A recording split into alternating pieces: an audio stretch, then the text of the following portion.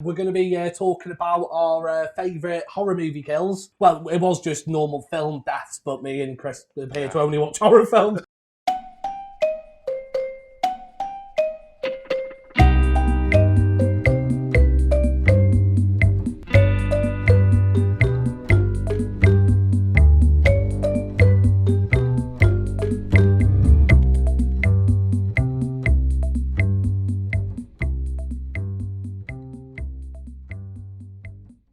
Welcome to episode 8 of Something Wicked. I'm joined here today by a friend of mine, Chris. Hello, Chris. Hello. Because this is Chris's first time on the show, we're going to sort of talk to him first about how he got into film and what his favourite film is, so I'll let you take it away, Chris. As far as getting into film, I think it was just one of them things that, I've got really good memories of watching, older films with my mum and dad. So, things like Edward Scissorhands and Beetlejuice. Nice. But I think it kind of introduced me into horror a little bit. Yeah, in a good way though. Quite dark in Edward Scissorhands. Because they're not scary, but I think it kind of made me interested in sort of... the elements of Yeah, it. totally, yeah. So I think stuff like that, at the time I didn't know they were all Tim Burton films, because you're not going to, because you're so young. But I think that definitely made me it was my gateway drug into horror. Yeah. So Edward Scissorhands was your weed. Yeah, definitely, yeah. Yeah, I think, I'll watch that film anytime now. I still love it. Great film. I watched, funny enough, I watched it the other week. It's the first time my wife ever watched it. Yeah, and she loves it now. Yeah. It's a great film. Yeah, Vincent Price's last film as Yes, well, it isn't was, it? Yeah, yeah, he's an inventor, I think he's Yeah. credited as, isn't he? Yeah, it was his last one. And he died in the film, and He he did, died yeah. not long after the film No. was made. I don't think he got to see the No. release, did he? Is that No. what you about to say? Yeah, he didn't see the film, I don't think. Which is quite crap, and you'd Yeah. want to be able to see your last film at least, wouldn't you? Yeah. So yeah, I think films like that definitely sort of made me interested in horror. Do you remember the first sort of horror film you watched? Now I was trying to think about this. I think because when I was really young, I think we've all done it. I used to sneak downstairs and try and watch TV when mum and dad were in bed, and I remember on the really old Sky, I think past sort of channel 20, it was all foreign channels. Yes, it was. So Yeah. I don't know if you remember, and I had to find out what this film was called not long ago because I kind of thought, well, what was the first thing, and it was Stephen King's. It was Sleepwalkers. Oh, is that the one where he stabs the guy with the corn in the cob? Yeah, great film. I thought it was really good. But I didn't see the whole film. I saw bits of it. 'Cause I was flicking through and stuff. And I think that definitely that freaked me out. Sparked the love kind of thing. It freaked me out as well. It does though when you're younger, doesn't the it? makeup and stuff in that was kind of Buffy-esque. Because they're cat people, Yeah. aren't they? So I think sort of that I remember that being one of my first memories of seeing something that I probably shouldn't have seen, at that age. And then it kind of went from there. Going into my favourite film, which is The Shining. Great film. That was the same experience. Yeah. I remember watching that it was actually it was dubbed in German. But Okay. I didn't know what the film was. I didn't fluent? know. I didn't remember what the film was or anything. Right. I didn't know what it was at the time when I was watching it. And I think I was flicking through, and the moment I turned onto the film was when Wendy was running through the hotel. So it was quite close to the end, when she was having a major freak out moment. One of the many in that film. God bless her. But I think I didn't know. After I'd finished watching that, I didn't know what it was for years. Yeah. So I didn't, And then how old were you roughly when you first? I think sort of a ballpark age. I think I would have been about maybe 10. Okay. Yeah, that's a frightening film as well to watch at 10. I think I remember turning it over a few times because it was too much. The woman in the bath used to do, mate. That still gets me. Terrifies me. It's horrible, yeah. So it was a good few years later that I actually found out what that film was and watched it. And I think because of my first experience of it, that's why I sort of fell in love with it, really, Yeah. Because I think, a lot of the time with film, it's when you watch something, it's good to go into it blind. Definitely. I think for most things, but also I think it's all about that first experience, watching a film. If you're because I was so young, and again, I shouldn't have been watching it, it's just stuck in my mind. It does though, doesn't it? Yeah. And it's such a visual film anyway, that I think that's what it's supposed to do. Oh yeah, the cinematography in that film, like the shot that always I remember is when he's looking at the maze and it pans out, and that bit to me, I always remember that one scene where because you can see them walking in the maze and it goes in. It's so visual, isn't it? Yeah, but that's Kubrick all over though, isn't it, with his films? Big wide angles. And, and it's just a great film to look at, basically. Unless you're Stephen King, who didn't like it who does not like the film. I think he called it. It's like a fancy car without the engine or something like that. Yeah, like a Rolls Royce without the engine. I think he said. He wasn't a fan. No, which is weird because it's a good film. Yeah. It's not a good film. It's a great. It's a classic film. Yeah. People they show that in like universities, to film students and stuff. Yeah. And then like Stephen King obviously preferred the miniseries, the TV. Yeah, the Mick Garris. Yeah. Which he also did Sleepwalkers as well. Yeah. But I like that as well. I watched that again a good few months ago. I think it was a long time ago. The miniseries. Yeah. And I actually forgot how good that was. It's a lot more like the book. It's so true to the book. It's got the cheesy lion head, which is some bad CGI, but it's 90s, so you expect it. And the acting's hammy in it. Yeah. But that kind of makes it as well, doesn't it? Because in the book, he's got a croquet mallet, hasn't he? Yeah. And he does that in the miniseries. Yeah. But someone coming at you with a croquet mallet is not as scary as a man with an axe. Yeah, so I kind of get why Kubrick changed that up from... Because it's not scary with a croquet mallet. And apparently, like Jack Nicholson as well, when he was doing that scene, they made the doors quite weak. So we could obviously break them down. But he used to be a fire marshal. Yeah. So he broke the doors way too easily. So they actually had to like reinforce the doors while they were doing it. It was a ridiculous amount of doors they used, wasn't it, as well? Like 60-something, I think, doors he went through, which is a heck of a lot. Yeah. I mean, you can imagine he was a bit jacked after it, like hitting these doors with axes and stuff. And I think the film going up the stairs with the bat, when Wendy gave me the bat, I don't know if that still is. I'm probably wrong, but that was like the most takes. Yeah, because he was a bit nasty, wasn't he, with Shelley Duvall Kubrick, wasn't he? Wasn't nice with her no, because he like fired off guns and stuff next to him to make her frightened. She wasn't she didn't come out that too well. She wasn't mentally stable, really, was she, by the end? Which is sad, but her she performance did quite a few things after it. But I think, she went through a real tough time with that film. A few years ago, she did that sort of documentary about it, didn't she, where she sort of went on, which is quite heartbreaking to watch when you watch it. Yeah, it really is. Yeah, so bless Shelley Duvall. Yeah. We'll take it into our top movie kills if you want now. Yeah, do you want to go first or do you want me to go first? You go first, yeah. My number 3 movie kill is Captain Rhodes from Day of the Dead, which is obviously a classic Romero film. Yep. The actor who plays Rhodes, whose name's just gone out of my head, you asked me if the camera wasn't rolling, I'll tell you.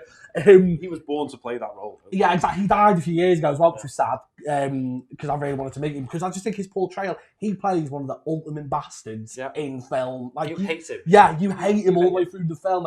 And when it happened, when Bub eventually shoots him with a gun, and then he opens the door, again, another iconic moment. Yeah. Because the hands... I don't know why he was so surprised, though, because he literally just shut that door. Exactly, yeah. And then he's screaming, and you're like, no, you knew this was going to happen. Yeah. I like that how, again, just calling back from the previous episode that I think it was with either Jason or Rob I spoke to, but in Shaun of the Dead, they reenact that bit where they rip the guy out and they pull him out the window, don't they? Yeah. Because literally the zombies pull him apart, don't they? Captain Rhodes, and they start eating him. Choke on him. That's it. I knew it would come to us. And then obviously you've got Bub's little salute that he does.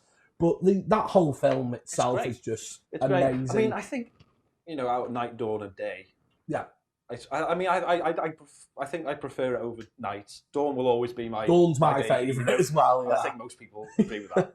But I mean, like the effects and stuff in day, amazing. Like when the guy sits up from the bed and his guts fall out when she's in the lab. It's like gruesome and wet. You know what I mean? It's like how it's supposed to look. Yeah. Tom Savini's is some of his best work. Some of his best work, yeah. Definitely. All of it's just amazing. Like, there's so many iconic shots, like at the beginning where she's dreaming and the hands push through the wall. Yeah. Like, there's just, because that bit's sort of... It's a good jump scene. A great, because you don't expect that when the first time watching it. It reminds me of Carrie when she grabs the girl at the end. Yeah, again, you don't expect that. Because it's coming, but you don't know when. The original ending was supposed to be meteors, wasn't it? Coming to the ground, but they changed it for the hand coming out and grabbing her. Yeah, that was... it still sort of gets me every. Like I said, it's coming, but it gets you every time. Exactly. There's a lot of bits like moments like in horror though as well, isn't there? Like for instance, the bit where David starts changing American Werewolf in London because obviously he's reading a book, and like nice music playing, Bad Moon Rising, and then he starts screaming. You're like, oh no, what's happening? Yeah. Which is always a cool thing to see. Yeah. But back today, it's I love the iconic bit where, like you said, when he opens the door and closes it, and then he opens it, and then he's shocked. Yeah. The bits where like you're seeing it from the zombie's point of view, and all you can see is the hands, and he's screaming, and then he turns around and he shoots him. Yeah. And it's just like, you're like, I'm so happy that happened, because like I said... It needed to, didn't it? Yeah, it was the perfect way for him, because he sort of bullies Bub throughout the movie, doesn't he? He's like, why don't we just kill him, kind of thing. Yeah, he hates Bub. Exactly, yeah. Which the portrayal of Bub in that film is like the ultimate portrayal of portrayal as a zombie, isn't it? Yeah. Like, the guy. But yeah, I just love that film. I love that death as well. Because like I said, he's like, for me, he's like up there, like the worst people, the people that you want to see die the most in film. Yeah. I mean, that film as well, I think... it changed a lot, doesn't it? Because I think the original plot of the film was that it was going to be like 4 hours long. He wanted it to be really long. So long. And also, like, they were supposed to like build an army of zombies and all that sort of thing. So they had to sort of do very ambitious for the time. Well, I think because he had a big budget originally for that film, and they cut it, I think, quite a lot, because they wanted him to do it a lot sooner, and he said, I want to get a few other films made first. Right. I can't remember what they were called now, and I should. But he made a few other films, and they didn't do so great. So basically, with the budget for today, they cut quite a lot because of that. So originally, I'd like to have seen the full one. Yeah, if he'd have gone into it straight away, well, when they wanted him to earlier on, I think it would have been a completely different film. Yeah, definitely. That might not be a good thing then. Exactly. Yeah, the cut you got now is pretty much darn perfect for the film, isn't it? Do you know what I mean? That you can get. I think Romero tends to work better when he's got a smaller budget. 100%. Because if he had a big budget for Night, it wouldn't be anywhere. It wouldn't be anywhere as good. Like, Dawn, it was his friend's mall, wasn't it? And things like exactly. That. So, he has a friend that owns a mall as well. I know. Crazy. But and a lot of his friends were the zombies. Yeah. Like that. Well, obviously he was friendly with Savini. That's how he got him to do the special effects, because he couldn't do the special effects in Night because he was in Vietnam, wasn't he? Doing photography. Yeah. And when he got back, he thought like, I'll do the effects on Dawn for you. Yeah. Which is always cool. Imagine your friend being Tom Savini. It's like, just do some special effects for me. Yeah, it's that easy just to give him a call. Yeah, so that's why. And if you haven't seen Day, watch it, because it's a classic more than anything. But don't watch any of the remakes, because they're all some of the worst zombie films you can watch. Absolutely. Did you watch the latest one? I didn't, but I think I got into it, but it's not very often I turn a film off. But I couldn't watch it. The thing that confused me the most is that there's a rapey zombie. Yeah. Which that makes no sense to me, because they're after flesh, not... Yeah, because there was one not long after they did the remake of Dawn of the Dead. The remake, that was all right. I mean, Nick Cannon was in that one, wasn't he? Yeah. I mean, going off topic a little bit, I really do like the remake of Dawn of the Dead as well. Zack Snyder's? Yeah. Brilliant film. I think it's his best film he's done. Well, have you seen that? He's making a new zombie film, aren't they? It's out soon, isn't it? Yeah, it's all in Las Vegas. I'm excited to see him do that. Yeah, because it looks a bit more like ridiculous, doesn't it? Yeah, well, he's got Batista in it. He's not known for his acting prowess, is he? Yeah. So we'll go on to your number 3 if you want, mate. It's hard to put these in order, I think. But my number 3 is going to be Richie from Dusk Till Dawn. Okay. I just like the actual death itself. I don't think is massively elaborate, and it's a vampire bite on the neck. Yeah, that's what gets him. But it's what happens after his death that completely changes the film. It turns it round. You feel sympathy for a sex offender. I don't know. That sounds weird, but you do, because obviously George Clooney's character, which is Seth, he has to kill Richie, who's Quentin Tarantino, with a pool cue, doesn't he? Like Tom Savini again, and Fred Williamson, is it the other guy? They're holding onto his arms. They're holding, which they don't burn. The rest of him burns. Yeah, it's weird, because like Tom Savini goes in and throws it on the floor, doesn't he? I love that film. It's a great film. I was so lucky when I first saw that to not know what it was. Yeah. So the first time I ever saw that film, I was watching it, and the moment that happens, I had the best experience, because I thought I turned the TV over by accident. I thought I'd sat on the remote. Yeah. Because it just turns into another film like that. Exactly, yeah. And it's just so... I think when they get to the Titty Twister, when they arrive there... Which is a great name for any bar. Yeah, I mean, it's kind of a bar you want to go to, but you don't. Yeah. But I think the second they get there, it obviously starts getting a little bit more... Yeah, something's afoot. Yeah. Like, originally I thought they'll probably just have a bar fight, and that's what will happen to them. Someone's dying, blah, blah, blah. But then... It flips onto its head completely. It's such a good twist. I was lucky enough to watch it not knowing what was happening, because I think my dad bought it from a car boot. And I started watching it, and you watch it, you think, oh, it's going to be like a hostage film. Yeah. They're going to like get over the border. It's like, obviously, the first part is very Tarantino. Very Tarantino. Yeah, you know, the way it's shot and everything. But like, it just gets so ridiculous, but in a good way. I just love it. I think it's just a fun movie. Oh, 100%. Robert Rodriguez directed the... Yeah, he did it. He did it. Yeah. I think with a lot of input from Tarantino. It's very Tarantino. Did he write the script? He was a writer on it, right, okay. But I think, you know, from what I've seen, like I've watched a few of the making or something like that, there's a lot of like Tarantino whispering into Rodriguez's ear, saying, well, maybe if I was to do this, I'd do this, you know? So I think he had a lot of influence in how it was shot, which he's going to if he's going to be in that film. I don't think anyone else... You're not going to take his advice, are you? That's it, Tarantino. And also, I don't think anyone else could have played him, his character in that film. 100%. He was so good in that film. Yeah. But I think George Clooney steals it for me. Oh, yeah. It's his first film. That's his. I think that's it. Really? I'm pretty certain he did ER before that, which was obviously the hospital drama. And that was his first... Catapulted him to who he is kind of thing. You know, I feel weird saying it, but I think for me, it's one of his best films because he is such a badass in the film, and he got, I think, some of the best lines in it. Yeah, 100%. Obviously, with you being a tattoo as well, you know how many people have had that tribal. Yeah. I've been in the tattoo industry, and I know that a lot of people always, when they come in, are like, I think that kicked a lot of it off. You know, like made some good money. Yeah, some people are like sailing on yachts around the world because of that tattoo. I think. You know? On the George Clooney thing, I just remembered his first film was Return to Slaughter High. I think, but I think that was what pushed him into exactly. Yeah, that's what I was trying to say. Yeah, that's what made him like who he is, kind of thing. It's a great film. So good. It's just fun. Did you ever watch the series? I didn't finish it. I didn't dislike it. I've never watched it. I didn't dislike it, but it's just not. I think the good thing about that film is the actors that play it, that play the characters. Okay. You know? They elaborate in the series a lot more. So the first series is basically the film. Okay. So it's very drawn out. Right. You know, they go into a bit more depth and things like that. And I think from the get-go, you know that there's vampires in it.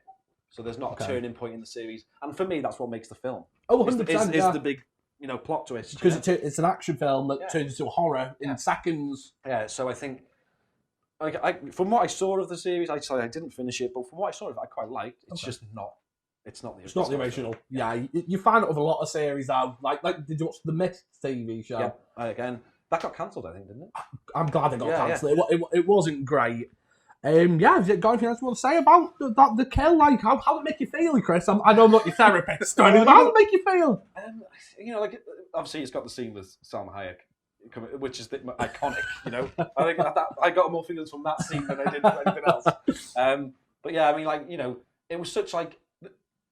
Again, the death for me wasn't massively exciting as far as like what happened to him. He didn't get ripped apart or anything like that, like a lot of the other people in the bar did. Heads flying everywhere, but I think it's just because of what happened. Yeah. If it wasn't for Richie's death, well, he cut his hand first, didn't he? And she saw the blood and things like that. Yeah, that's it. Yeah. If it wasn't for that turning point, eventually the vampires would have. I'm sure they wouldn't have just had a night off. Yeah. Like, they wouldn't have had a night off and let the guys. But it would have happened at some point in the night. But it's because of that like changed the film and made it so fun. I like what does George Clooney's character say to him? I'm going to give you the peace in death that I could never give you in life. Yeah, and it's because you're at that point and you're like, oh, but then you realise, oh no, these people they're horrible people. Yeah, and he loves his brother. He loves his brother. Yeah, he's a vampire at that point, but he's seen him he's got the teeth. Yeah, but he looks normal, doesn't he? He's like a hideous vampire, isn't he?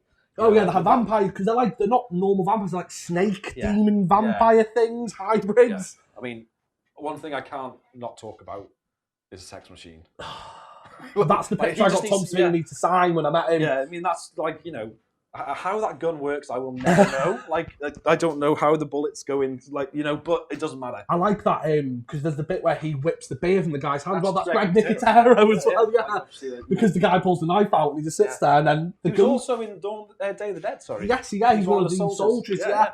But no, Sex Machine's a great character. Iconic. And apparently that's his real name. It's not like they've given him that as a nickname. That's the guy's name in that film. So I didn't know that. I thought he had a real name. I think just credited as the Sex Machine. Sex Machine. I think that's his birth name in the film.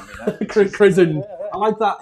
Fred. I'm sure it's Fred Williamson who plays Is it? He's in a lot of like blaxploitation films. Oh, sorry, yeah. He's the one that kills Sex Machine, isn't he? Yeah, because he's talking about his Vietnam experience, which goes on forever.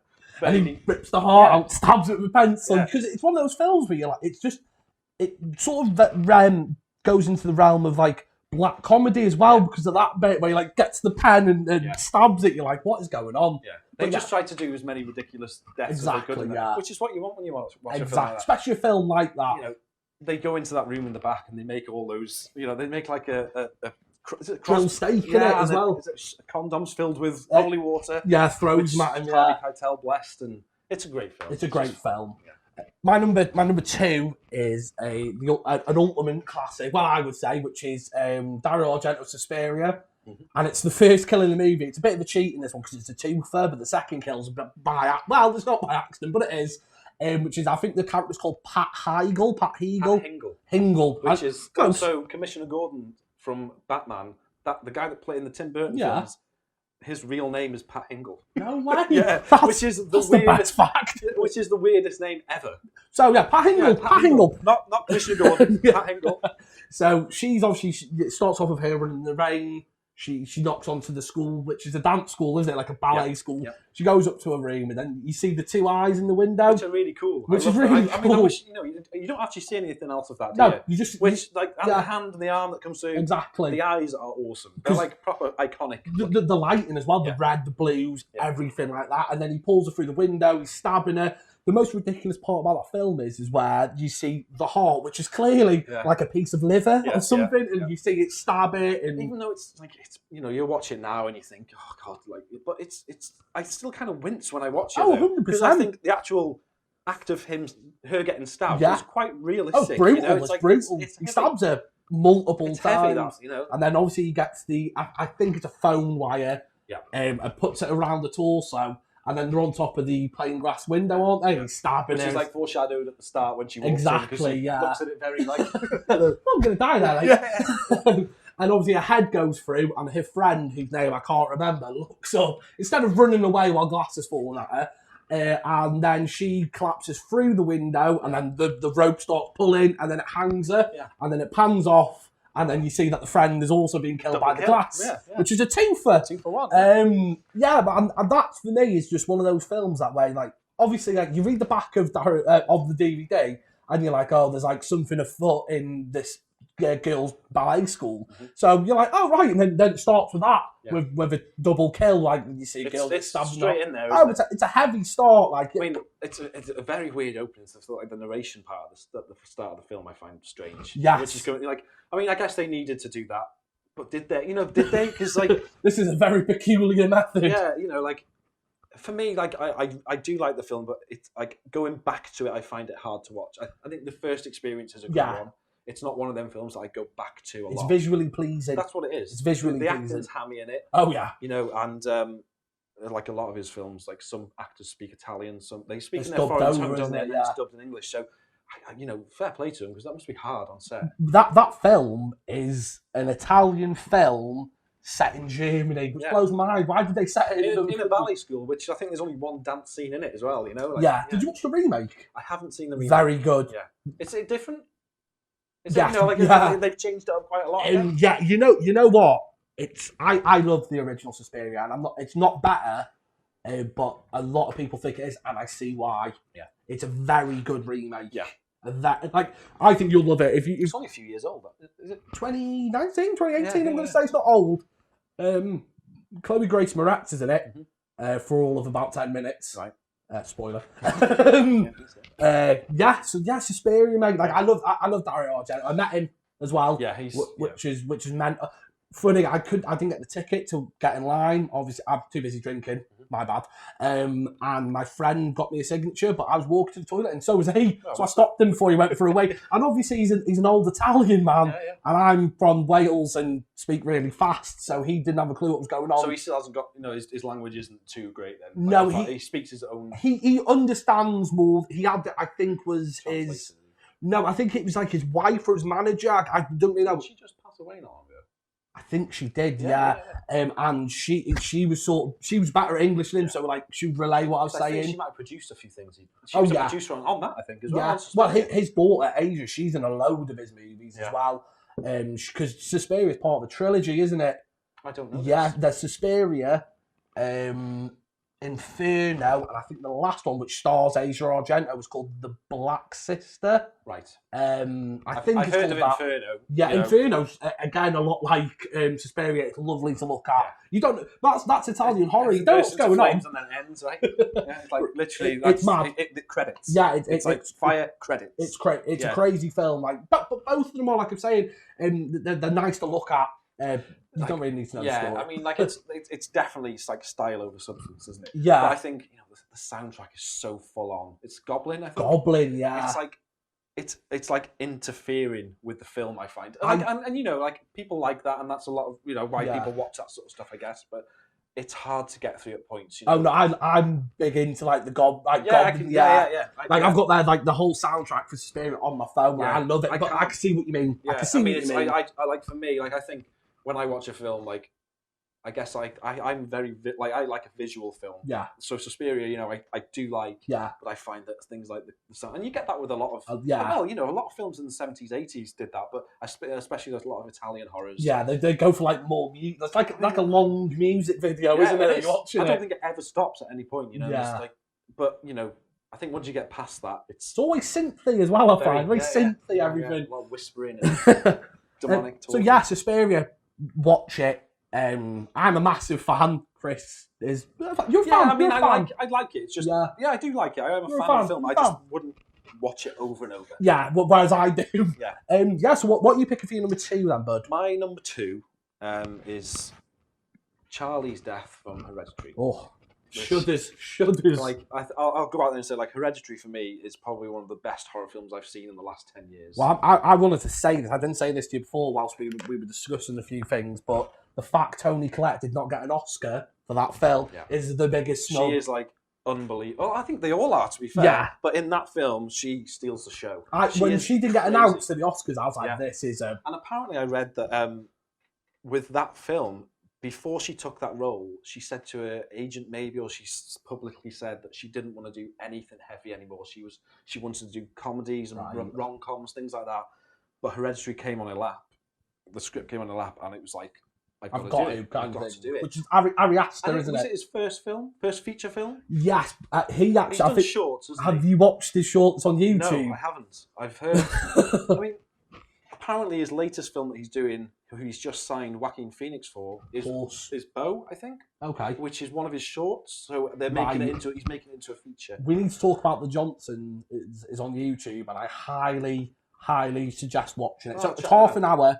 It's a very I'll give you the synopsis, but it's kind of a taboo subject. Basically, it's the story of abuse, but reversed. So the son is abusing the father sexually. Okay.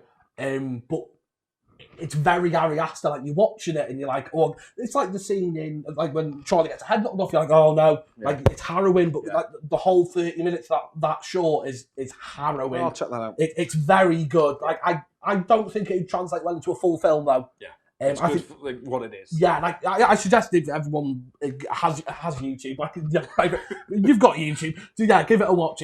We need to talk about The Johnsons, I think it's called. Have a watch. But yeah, we'll get back onto Hereditary. Yeah, I mean, like, you pretty much said it. I mean, like that scene where she goes to a party. They go to a party, and it's not the party that her mum thinks that she's going to. Because there's drugs. She's smoking. There's drugs, and also cake baking, which I find cool.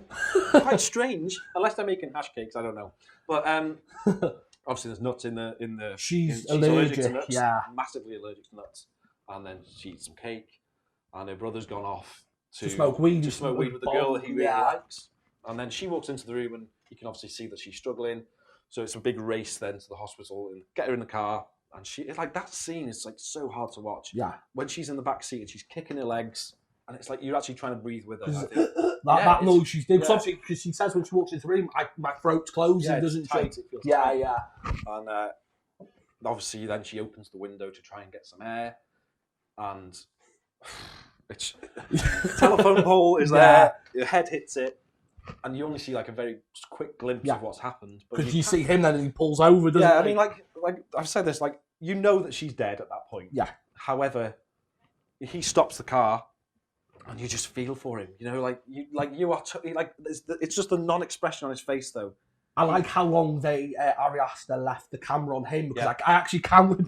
Weird thing to do, but like because it's just him and you can see him visibly distressed. Yeah, but I think it's like 26 seconds of the camera just on him while he's thinking in his head, "What do I do?" Yeah, he doesn't know. I mean, like what do you do? You know, and I think then you see the car just slowly roll off, and then he gains speed and gets home. And he doesn't. I love how he doesn't park the car properly. No. Like, he turns the car off, but he just leaves it there, goes to bed, and then you wake up. Well, you hear the screams of Toni Collette. Well, you actually at first Toni Collette calls Charlie to see breakfast, doesn't she? Yeah, so and then you're like, oh no, oh no. You know it's coming, and and then she goes, and like again, you were saying about her performance in it. Like you hear her then screaming, and she's on the floor like with her husband, who I feel so sorry for. He's Gabriel Byrne as well. I feel so sorry for him in that film because he's the only one that is really trying to get that family back together. I think, and he's just trying to keep it going. You know. Yeah, because her job, she's like a modelist, isn't she? Yeah. Like the miniature model, which is, I didn't know that was a job, to be honest. But it's pretty cool. She's good at it. She's very good at it, But because it pans to the next shot is Charlie's head, isn't it, with the ants on it, which is like horrible. Like I find with that film, like a lot of the films that I really like, it's stuff that just sticks with you after a long time after. You know, like that'll just pop into my head, excuse me, every now and then, and I'll just like it's just horrible. Harrowing. It's horrible. It's really horrible. Because obviously as well, I do this with a lot of films, and you're a parent. Yeah. You think put yourself in that position. Yeah, you're like, what do you know what I mean, kind of thing. Like, oh, because I've got an older brother who used to take me to stupid, like, he used to take me out of school to bunk off. And it just like it shows like how easy it could happen. You know, exactly. I mean, it's very elaborate and the death, and then see later on in the film, spoiler alert, you kind of find out that was all planned. It's orchestrated, isn't it? Yeah, it's all a big thing, and that's it's such a good film. It's a brilliant film. I love it. Yeah, it's for me, like I said, it's the best horror film I've seen in a long time. That really like it stuck with me, and it's there's no jump scares in it. There's a few horrible parts in the film.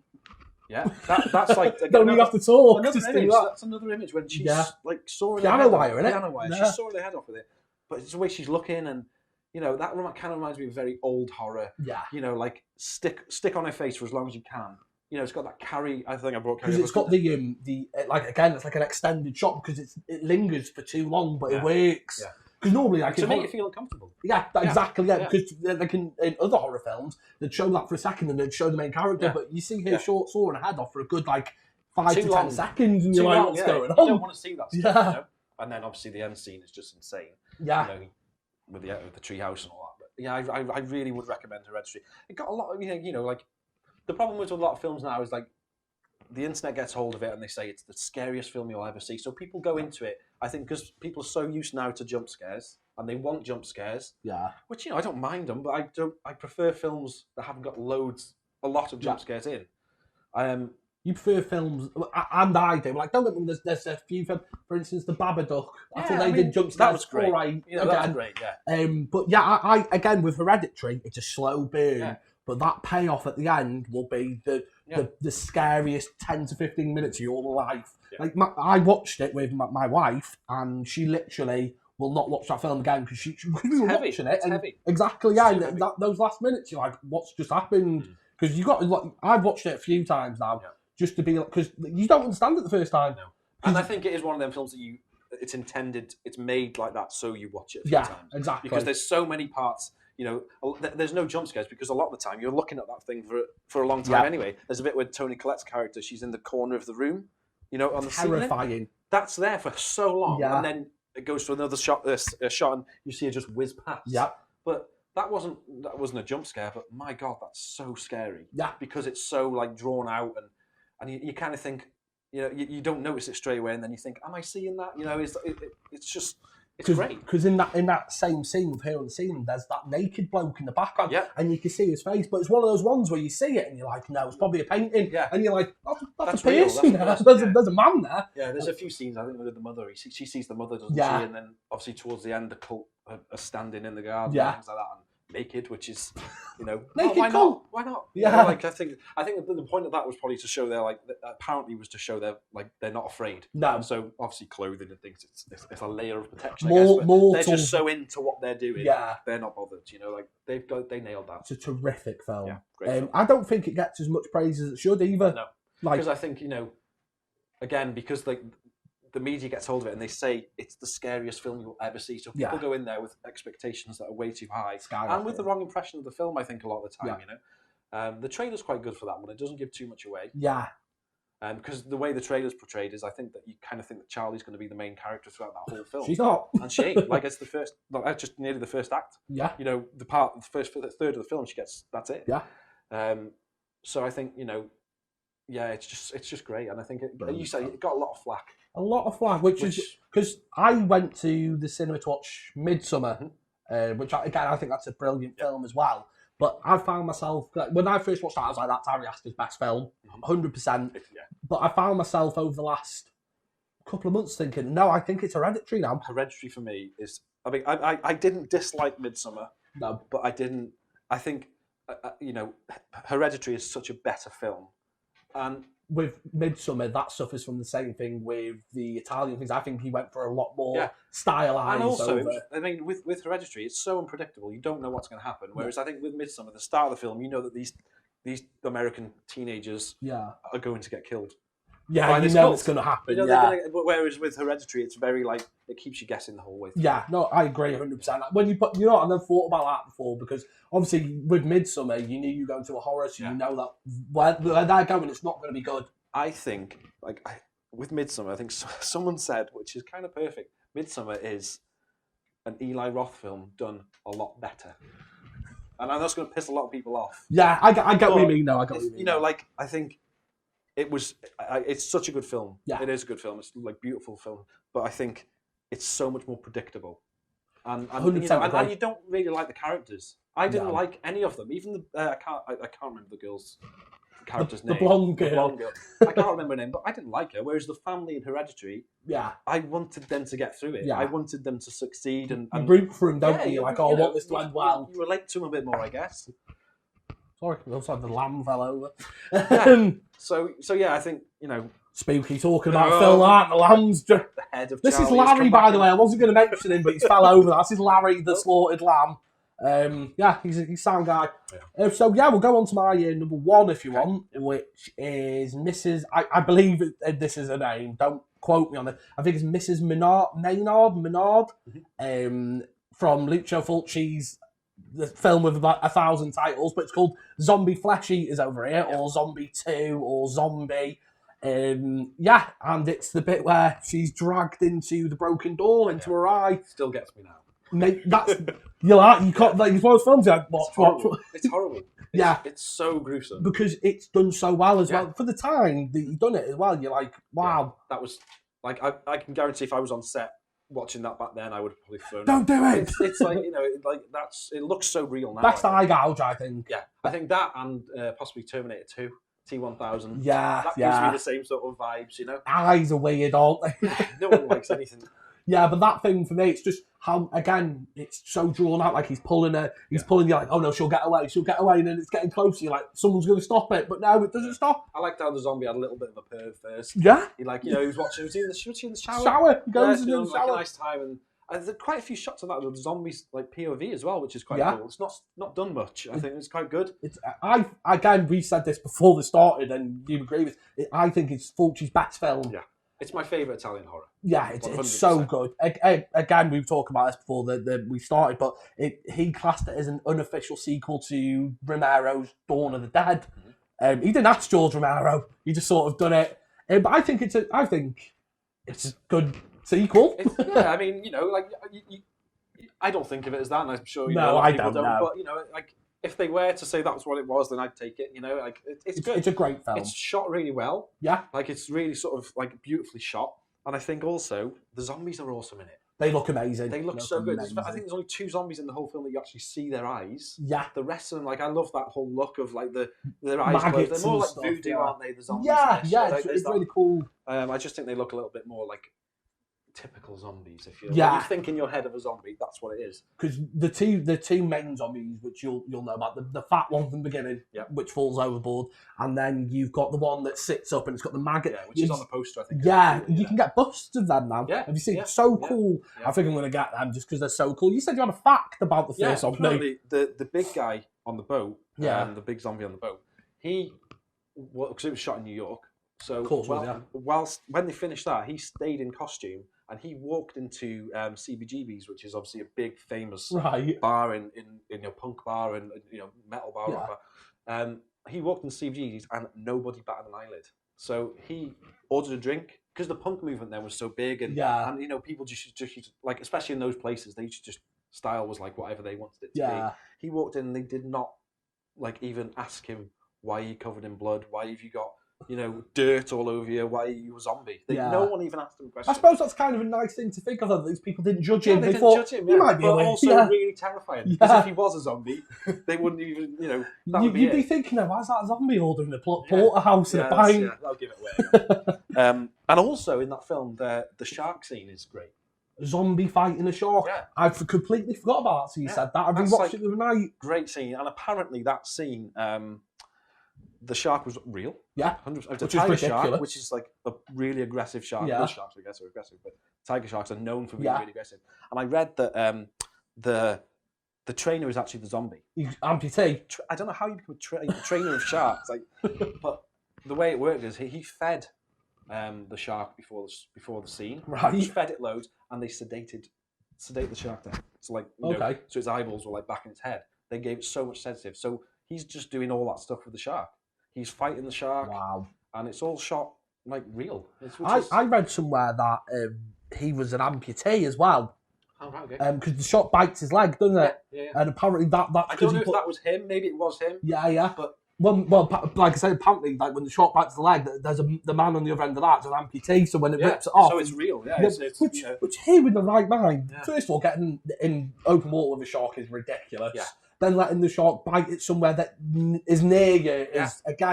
But that just proves how dedicated the Italians were back then to that film.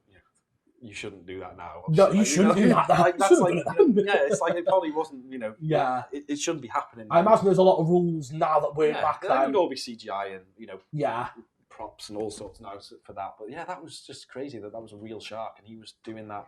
So crazy. Yeah. Like, that's the first, when people ask me about that film, normally my two things are, there's a great eye gouge, and then there's a man that wrestles a shark. Yeah, they're the two things that you get from that film if you're going to get anything. It's again, like I'm saying to you before, Ian McCulloch, a lovely fella, who's the main guy in the film. Yeah. He was really nice. He said he's got fond memories of working on that film. He said it was really fun to work on with Lucio Fulci. But he done a lot of Italian horror as well. He done Contamination and things like that, which is also basically an Alien rip-off. But it's a good film. I really like it. I think for zombie fans, it's one of them that everyone should see. Yeah, if you're a fan of Dawn, Day, Night, you should watch that film. Yeah, because the success of Dawn made that film what it was. I think. Yes. I think the beginning scene and the end scene were in New York. Yeah. I don't know if they were added after. Right, not shot after, but I think they were an afterthought of like we'll make this part, like we'll put America part in of the universe. Yeah. So it's like which I suppose in a nice way, it's kind of like a homage. Yeah, totally. Yeah. So great film. Watch it. What's your number one? My number one is the best, in my opinion, British horror movie ever. Okay. The Wicker Man, and it's Sergeant Howie's death. Oh, you know what? I completely forgot what your number one was. Yeah. But that's it. I rewatched The Wicker Man for the second time in my life. Yeah. We had a joke beforehand that Chris was actually going to say the American one with Nick Cage. I'm so glad he didn't, because I didn't watch that one. His death is where he's sort of bartering with him, isn't he? He's like, listen, you don't have to do this kind of thing. And I love that whole, again, it's a one that's kind of dragged out, but it's dragged out so well, because obviously they've taken... They're on the edge of the cliff and they take him to the Wicker Man. He thinks he's got it nailed. Because he finds Rowan, the girl who he's been looking for, which no one's talking about. And eventually he finds Rowan, and they go through the caves, which is like got the best soundtrack to it. It's like a 70s detective like soundtrack over it, which is great. But then they get out and he thinks he's sorted, so he thinks he just needs to get her off this island and they're safe. But long story short, she was in on it, and then the whole scene of him getting dragged into the Wicker Man.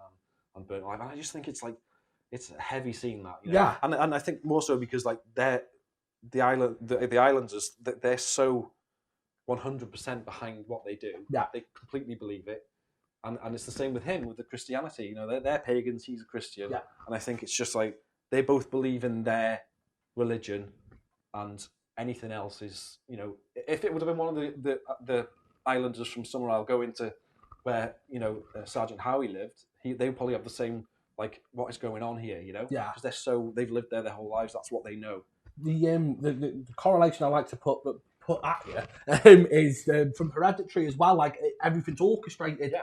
Like the whole of Hereditary, when you watch it, then like you look back and think, oh no, there's a lot of foreshadowing, isn't there?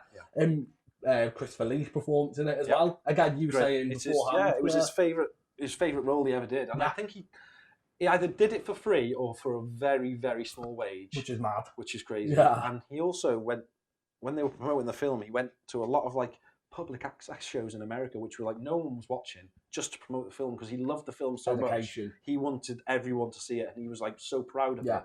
So it was his favorite role. Which, if you think of some of the stuff that he's done, Lord of the Rings. I think everyone thinks of Dracula and stuff as well. But I think for him, it was so different because it wasn't like, it wasn't a stereotypical role for him. No, because he was quite likeable at first, wasn't he? When you watch it, you're like, oh no, he's a fun guy, and then obviously you realise, oh no, he's the leader. Yeah, he's the guy that's like orchestrated it. Yeah, no, it's a great film, and I think it's kind of there's a musical aspect to it as well. I think I get what you mean. Like the soundtrack to that film is so banging. Yeah, it's really good. And I think it's totally different to the actual film itself. Yeah, it's got that really happy music, and the film itself isn't that. So I think it just works really well. It does. It's really good. Again, you kind of root for Edward Woodward. I've been wanting to say that the whole podcast. Edward Woodward rolls off the tongue. His character, Sergeant Howie, you root for him. Yeah, you totally do. Because you're like, oh yeah, he's a good guy. He's come to find this girl. He's going to take her home, and then he just kind of. You think he's got it? You think he's got it. I mean, I don't know if you think he's going to get off that island at the end, but he went there. He thought that he'd done what he meant to do when he got Rowan, and then. The scene where he's in the Wicker Man is like he was terrified of shooting that scene apparently which you wouldn't be. Well, a lot of it was real effects as well. So he was really scared. Like a lot of the emotions in that were real because he was scared of getting burned. And they said would though, wouldn't you? Top guys were like, "Look, it's not going to happen. Don't worry." But you can't fake that when you're in a, when you're in a burning Wicker Man. You'll be fine. Yeah, they're all singing and dancing. Like members of the Lollipop Guild. 2 more minutes, stay there. But I can imagine it was really warm, like being in there with the fire at the bottom. And apparently the scene at the end where the Wicker Man falls and then it goes into the sunset, that was just like, it happened on first shot. It was perfect. That's like perfect timing. And it wasn't, they wanted that, but they didn't know if they could get it, but it happened straight away, and it was just like the perfect ending to that film. No, you know what? And it was nice to have a film back then as well that didn't have like a super happy ending either.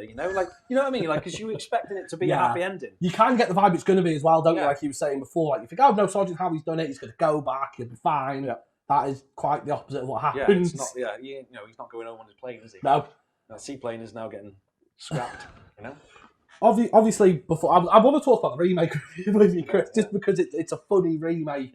Yeah. How obviously with that being your favourite film, how do you feel about the remake? I mean, like I think most people didn't like it. Do you get any joy out of it? I get a lot of joy from comedy value, yeah. But it's again, I think I've seen it maybe twice. Okay. The first time I watched it, I had to turn it off and probably cry for about half an hour. But I think punching after women. that, you appreciate that. It's Nicolas Cage. He's trying to pay his tax bill. Yeah. He's taken that role, and I don't think he really knew what he was doing the whole time. He was reading the script on the day, wasn't he? He was just. It's like one of them films that I'd happily never talk about again. Yeah, but he punches a woman dressed as a bear. Yeah. And you see he kicks a woman as well into photo frames. Yeah, but a lot of the attacks he does is like unwarranted. He just sort of goes for it, doesn't he? He's like, I'm just going to punch a woman today. And the bees. We can't not talk about the bees. Killing me won't bring back your goddamn honey. I do that a lot when I've had a drink, Chris. That's why I'm glad we're not drinking today. But no, I think that. Take it for what you want. I think it's a funny film, but it's definitely like it was. I think it was set to fail though because 100%. You can't remake that film in another location in another country. It was set in America. Wasn't it? Yeah. And such a classic, isn't it? Oh yeah, 100%. It's like The Exorcist is getting remade. Oh, isn't it? I've heard. I don't heard know. I hope not. I know that's one of your favourites, but I've heard that is on the list now of it's happening. I think we've got confirmation from Andrew behind the camera. It's getting remade. Yeah, just ruined my day. So I don't know. I'm going to write some angry letters tonight. I tell you that. So I think stuff like that, it should have a no touch. Yeah, touch like The Shining, it couldn't get remade. Oh no, no. No one could touch Kubrick on that. That's why I'm glad they did Doctor Sleep. Yeah, which was a great sequel. Great. Yeah. Right, we've done all this, but I want to ask if you got any like special mentions. There was a few that came up to me. Quint's death in Jaws is great. That was one of mine. Yeah, so good. I didn't. It was again. It was. I think we were saying it was being too obvious. Yeah, It's like everyone wants to be Quint up until that point. He's a badass in that film. But even when he's dying, he's a badass because he grabs his machete and he tries to cut the jock, and it's just he's a cool guy. I want to drink with Quint.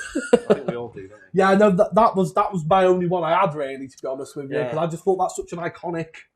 Kill and death kind of kill, yeah. That was one that popped into my head straight away. I thought it would. I know that you're a big Jaws fan. I mean, there was a few in Dawn, but I guess they're more comedy values, the machete and stuff. Trickling down his face.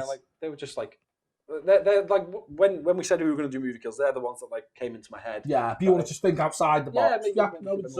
That's kind of what I did, because I literally, if I had to do my actual favourite kills, it would just be a list of the kills from the Prowler. Yeah.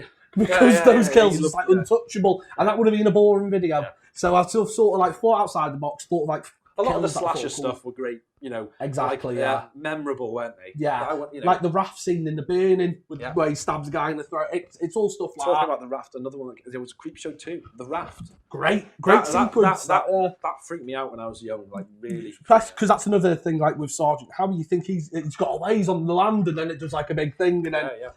Great. It's harrowing. Creepshow 2 is awesome. Well, so that's the end of the episode. I want to say a big thank you to Chris for coming on. Thank you. We're going to do... Chris is quite... I'll let you pick up if you want, Chris. Yeah. Chris is an artist and a tattooist, so go follow him for starters. But we're going to do a giveaway of Chris's print, which is quite lovely to give away to you lovely guys. Do you want to say a bit about it, mate, or whatever? I mean, basically, when I started doing this one, I didn't really know what I was going to do until I finished it. But it's kind of based on, it's got big Scooby-Doo vibes to it, I think. That's what everyone likes. But I've only done a limited run of these as well, and this is actually the last one of this size. So whoever gets it, that's it. And yeah, we'll put up details for that. We'll get a post as soon as we'll get that one out and done. Probably the same rules as last time, our last giveaway. Thanks for watching, guys, and thank you, Chris, again. Thank you for having me. We'll see you next time.